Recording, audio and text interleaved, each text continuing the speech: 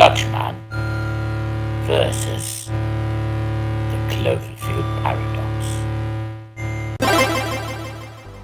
Hi, The Cloverfield Paradox is a movie that was released in Super Bowl weekend of 2018 on Netflix, and the trailer literally dropped a couple of hours before the movie arrived on Netflix. Now, as you may know, nobody knew that this film was coming.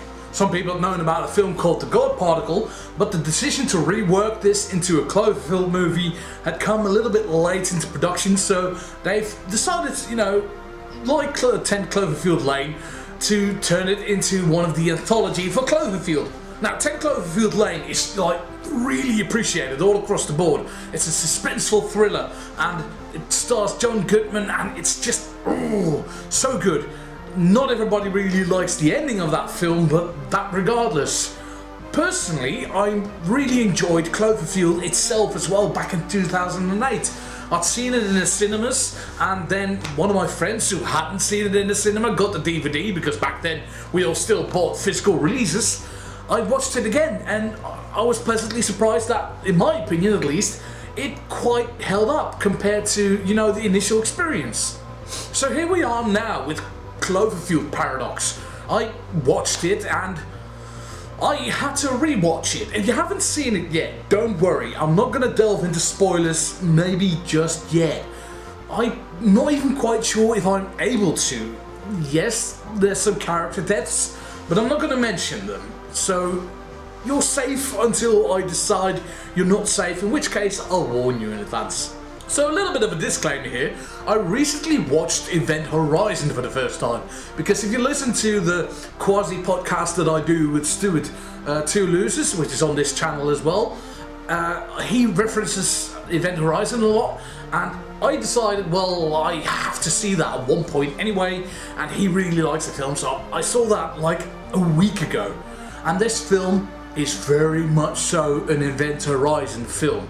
It takes place on a space station where they're trying to create a new form of renewable energy, and from that point onwards, the moment they start the machine, that's when the proverbial feces hits the extraction fan, the big spinning thing.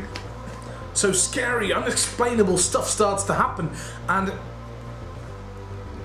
it's all pretty cool and pretty freaky, but I have a feeling like it's several things at once which don't really gel. A certain aspect of it is like the space station itself, which has become a death trap. Another aspect is a little bit like The Thing, like where they don't know who of the crew they can trust. And another one is, I'm gonna say it, Sliders. Now, while all the characters are fine, none of them really stood out. It's like your stereotypical, we get somebody from all across the globe kind of cast, a bit like they did in Sunshine. And it's just like you got the German one, you got the Russian one, and there's strife and the fighting, and the only one that really stood out for me was Chris Dowd, because we all know the RT crowd, and even in films like Thor: The Dark World, he's a standout role despite having like 10 minutes of screen time. He's seriously charismatic, he's funny, he's clever, but he's the only one in the cast, in my opinion. That isn't to say that the rest of them are bad. They're fine. It's perfectly fine. In fact, that's basically how I would approach the entire film. It's about an hour and 40 minutes, so if you watch it once, it's a good way to spend an evening. I watched it a second time just to try and, get a better grip on what I'm trying to convey my feelings of this film to you. But I wouldn't recommend that. It's not something you can watch again and again and again. Now, as I said, this film is fine. It has a huge problem, in my opinion. I kind of liked Cloverfield and 10 Cloverfield Lane as there's two completely different kinds of films set within the same universe, except the universes didn't really match. I was told, I read online, that there was supposed to be a shared universe, and my brother, who I watched Cloverfield Lane with, basically called me an idiot. He basically said, you're a huge idiot, they're not supposed to be a shared universe. Look at 10 Cloverfield Lane, it's completely different from what's going on in Cloverfield. I kind of let that one go because well, it's not an argument worth having in a duology. So here comes the Cloverfield paradox, and it's been touted as the one that will start to make these films make sense. And the moment you hear that phrase, that it's like a universe welding, like everything is coming together, ew, that's the moment you have to start going like, maybe this wasn't as good as an idea. I probably would have liked this film a lot better if they said that the Cloverfield movies are now an anthology, that everyone has the shared name, but they're all doing something else. That way the next one could have been about a serial killer, or another one could have been about aliens living underneath the earth, or another one could be that human beings are the aliens all along. What we have here is that after the decision to make this a Cloverfield movie, some parts of the film have obviously been shoehorned in. You'll notice when you watch the film, and they don't match up with what the rest of the film feel like. They feel superfluous, they don't feel quite necessary, and there's a bit towards the end which gives you like an echo of 10 Cloverfield Lane, like it suddenly twists the bit around what you think you've been watching the entire time now means something else. That's fine, that's perfectly fine, but then they try to make a square peg fit into a round hole, and I don't know if you know a lot about pegging, but you need to have the right hole for that.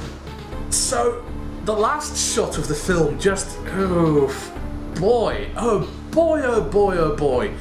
No, it didn't work for me, and it's just created more glaring issues that people will go like, yeah, but in the first film, and how does the second film fit in? And why is this third film now? Is this why? And that's pretty bad, because that means that the next film will have to explain that. And when you start to have to explain the film that is explaining things, it's probably not going to help that story. It's going to be a huge detriment. And yes, there is going to be a fourth Cloverfield film. It's going to be released towards the end of the year, apparently, and it's called Overlord. So all in all, you can watch Cloverfield. I liked it fine. It's like a 5 or 6 out of 10. It's nothing truly offensive. Chris O'Dowd is funny. There's a couple of cool effects and a couple of cool approaches, but it's nothing unique. It's nothing stand out. Especially not, like I said, I watched Event Horizon the other week. That is a film. This is filler. So please let me know. There's a comment section down below. You can tell me how stupid I am for giving this film a barely passing grade, because it's obviously the worst film ever made. Follow me on social medias. I've got all of them. I have a LinkedIn, a Goodreads, a Facebook page, a Twitter account, a Tumblr page, but I usually make a lot of shit jokes on there. It's nothing really worth going. Do all the good stuff. Apparently there's a bell. Don't click the bell. Don't click subscribe. Don't click thumbs up. And please let me know what you thought of that roar, because that roar, that's bad. It was just... See you soon.